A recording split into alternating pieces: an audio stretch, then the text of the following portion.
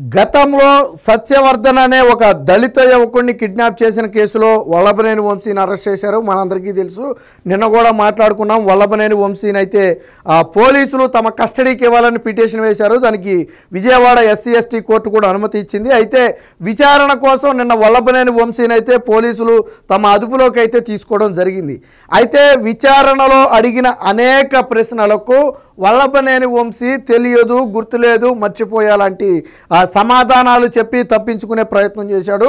ఇది వైసీపీ నాయకులందరికీ మధ్య ఇదే స్క్రిప్టో ఏంటో అర్థం కావట్లా. గతంలో అనేక సందర్భాల్లో ఈ కూటమి ప్రభుత్వం వచ్చిన తర్వాత చాలామంది వైసీపీ నాయకులను అరెస్ట్ చేసింది. ఈవెన్ ఎంపీగా ఉన్నటువంటి మాజీ ఎంపీని కూడా అరెస్ట్ చేసింది. సో వీళ్ళందరికీ కూడా చెప్పిన మాటలు ఒకటే, ఏంటి? తెలీదు, గుర్తులేదు, మర్చిపోయా.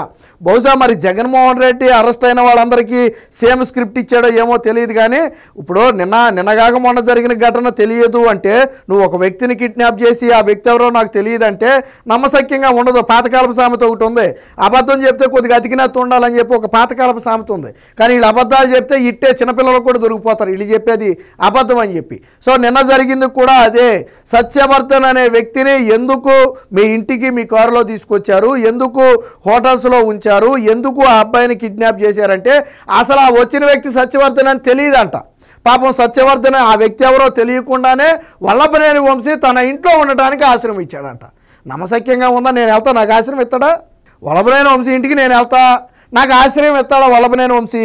లేదా దారిన పోయే ఎవడో వెళ్తాడు, ఆశ్రయం ఇస్తాడా వల్లభనేని వంశీ? నేను అందుకే చెప్పే, అబద్ధం చెప్తే అతికినట్టు ఉండాలి. అరే ముక్కు మొహం తెలియనివాడిని ఒక రోజంతా నీ ఇంట్లో ఎందుకు పెట్టుకున్నావు?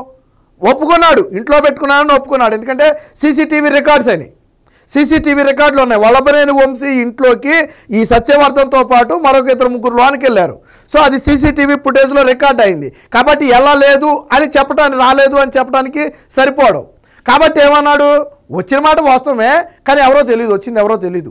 మాకు తెలిసిన వాళ్ళ ద్వారా వచ్చాడు, ఉన్నాడు, వెళ్ళిపోయాడు, అంతే, నాకేం తెలియదు, అసలు మేమేం చేయలే, ఈ టైపు బొంకే ప్రయత్నం చేశాడు. మళ్ళీ కొన్ని ప్రశ్నలకేమో నాకు తెలియదు, నాకు గుర్తులేదు.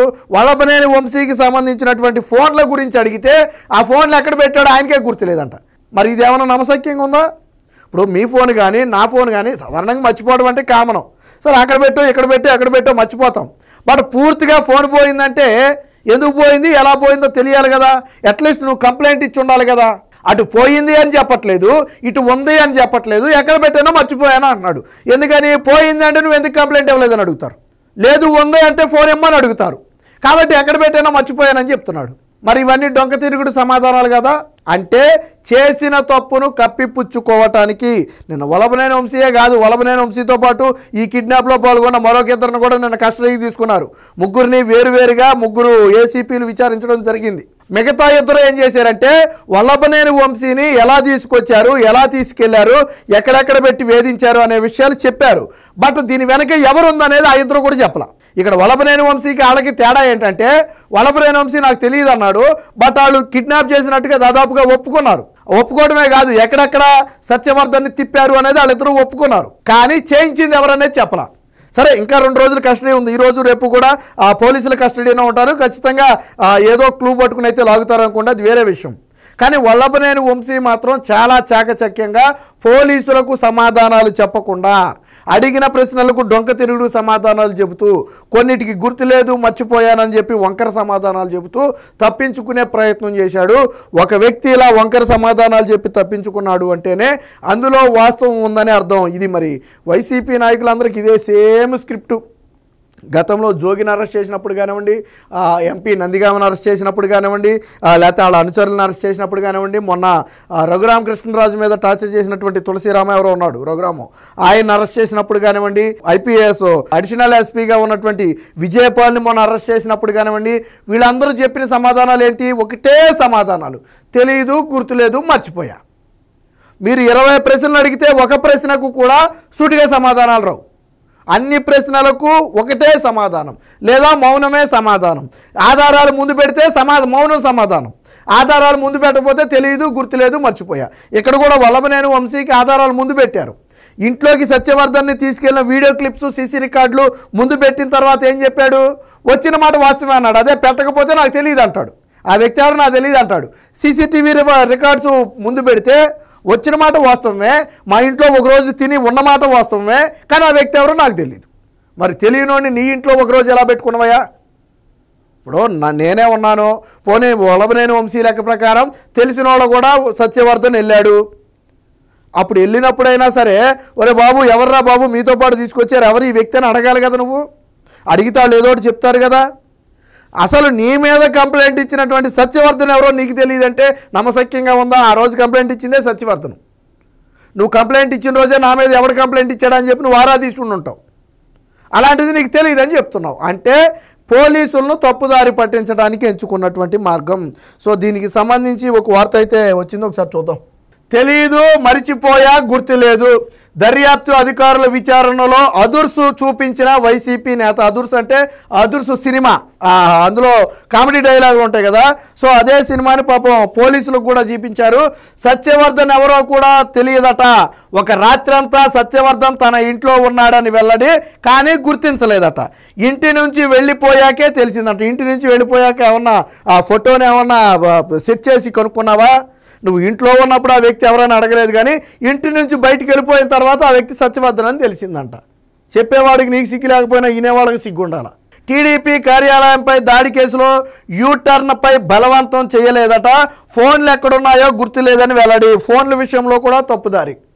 ఫోన్ ఉందా అంటే లేదు, పోయిందా అంటే పోయిందో లేదో చెప్పడం. మరి ఫోన్ ఏదంటే ఎక్కడో పెట్టి మర్చిపోయా. ఎక్కడ పెట్టి మర్చిపోయావు? సాధారణంగా మన ఫోన్ ఎక్కడైనా మర్చిపోయి ఉంటుంటే ఒక 5 నిమిషాలు 10 నిమిషాలు ఎతికితే దొరుకుద్ది. లేదు పోయిందా మనం వెంటనే కంప్లైంట్ ఇస్తాం, కనీసం దాన్ని ఎతకడానికి ట్రై చేస్తాం. కానీ ఇక్కడ ఫోన్ పోయిందా అంటే పోయిందని చెప్పడం, ఉందా అంటే ఉందని చెప్పడం. మధ్యవర్తిగా ఎక్కడ పెట్టానో మర్చిపోయానా అన్నాడు. ఎంత మతి మరుపు వచ్చిందా వల్లభనేని వంశీకి? ఏమన్నా మతి మరుపు జబ్బు ఉందా? అన్నిటికీ తెలియదు, గుర్తులేదు అన్న అంటే మరి కొంతమందికి జబ్బు ఉంటుంది ఏంటంటే జరిగినట్టు వెంటనే మర్చిపోతారు వాళ్ళు. ఓ 10 నిమిషాల క్రితం పావుగంట క్రితం ఏం జరిగిందో గుర్తుండదు. మరి అలాంటి దిక్కుమాలిన జబ్బు ఏమన్నా వల్లభనేని వంశీకి ఉండుంటే చెప్పాలా, ఇది కూడా నాకు మతిమరుపు జబ్బు ఉంది, మీరు ఇప్పుడు విచారణలు అడిగింది మళ్ళీ రేపే గుర్తుండదు, నాకు ఎప్పుడో జరిగింది ఎలా గుర్తుంటుంది అని చెప్తే పోనీ ఒప్పుకోవచ్చు. సత్యవర్ధన్ ఎక్కిన కారు తన కారు కాదని బొంకు, కానీ అది వల్లభనేని వంశీ కారే. నెంబర్ ప్లేట్తో సహా సీసీటీవీలో అడ్డంగా దొరికాడు, కానీ నా కారు కాదన్నాడు. ఇక్కడ ఎందుకు కాదన్నాడు అంటే నీ కారు ఎందుకు ఎక్కించుకెళ్ళారు అని ప్రశ్నిస్తే సమాధానం చెప్పాలి. కాబట్టి వచ్చిన వాళ్ళు వాళ్ళ కారులో వచ్చి వాళ్ళ కారులో వెళ్ళిపోతే అది వేరే విషయం. కానీ వచ్చిన వ్యక్తులు నీ కారులో వచ్చి నీ కారులో వెళ్ళారు అంటే ఎందుకు ఇచ్చావు కారు వాళ్ళకి? ఏ పని మీద ఇచ్చావు నువ్వు కారు? అది ఆరాధిస్తారు కాబట్టి కారు తనది కాదని తప్పించుకునే ప్రయత్నం చేశాడు. తొలి రోజు 2 గంటల పాటు విచారణ, దాదాపుగా 30 ప్రశ్నలు సంధించినటువంటి అధికారులు నిన్న వల్లభనేని వంశీని విచారణకు తీసుకెళ్తున్నటువంటి ఫోటో చూడొచ్చు. దీనికి సంబంధించింది మరొక వార్త కూడా వచ్చింది, ఒకసారి చూద్దాం. అతనే సత్యవర్ధన్ అని తెలియదు, మా ఇంటికి వచ్చాడు, రాత్రి విశ్రాంతి తీసుకున్నాడు, మర్నాడు మా వాళ్ళతో కలిసి వెళ్ళిపోయాడు, నా ఫోన్ ఎక్కడ పెట్టానో గుర్తులేదు. తొలి రోజు కస్టడీలో వంశీ పొంతలేని సమాధానాలు. సో ఇంటికి వచ్చిన మాట వాస్తవమే, ఉన్న మాట వాస్తవమే, విశ్రాంతి తీసుకున్న మాట వాస్తవమే, ఈడు బోబెడితే తిన్న మాట వాస్తవమే, కానీ ఆ వ్యక్తి ఎవరో తెలియదంట. పాపం ఎంత ఈ హృదయమో చూడండి. ఎవరో తెలియకుండానే ఒక వ్యక్తిని ఇంట్లో పెట్టుకుని ఒక రోజంతా షెల్టర్ ఇచ్చి భోజనం పెట్టి పంపాడంటే మరి వల్లభనేని వంశీ నిజంగానే దయగల హృదయం గలవాడనే అనుకోవాలా, నిజంగా అదే నిజమైతే. కానీ కాకపోతే ఇక్కడ చెప్పాయని పచ్చి అబద్ధాలు. ఒక వ్యక్తి కూడా వచ్చినప్పుడు కనీసం ఎవరైనా అడుగుతాం, అది కూడా అడగలేదంట వల్లభనేని వంశీ. తొలి రోజు కస్టడీలో పోలీసులు అడిగిన కీలకమైన ప్రశ్నలకు తనకేమీ తెలియదని, గుర్తులేదని వైసీపీ నేత వల్లభనేని వంశీ సమాధానాలు ఇచ్చారు. సత్యవర్ధన్ తన ఇంటికి వచ్చి రాత్రంతా ఉన్నాడని, కానీ అతనే సత్యవర్ధన్ అని తనకు తెలియదని చెప్పాడు. 2.5 గంటల పాటు పోలీసులు వంశీని సుమారు 20కి పైగా ప్రశ్నలు అయితే అడిగారు.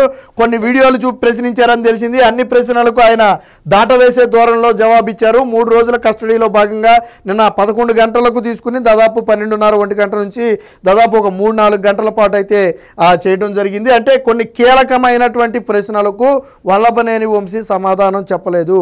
పోలీసులు ఆధారాలు ముందు పెట్టినా తనకు గుర్తు లేదు అని తప్పించుకునే ప్రయత్నం చేశాడు. అంటే ఈ వ్యక్తిని కిడ్నాప్ చేసిన మాట వాస్తవమేనని చెప్పి ఇప్పుడు వల్లభనేని వ్యవహార శైలి చూస్తే అర్థమవుద్ది.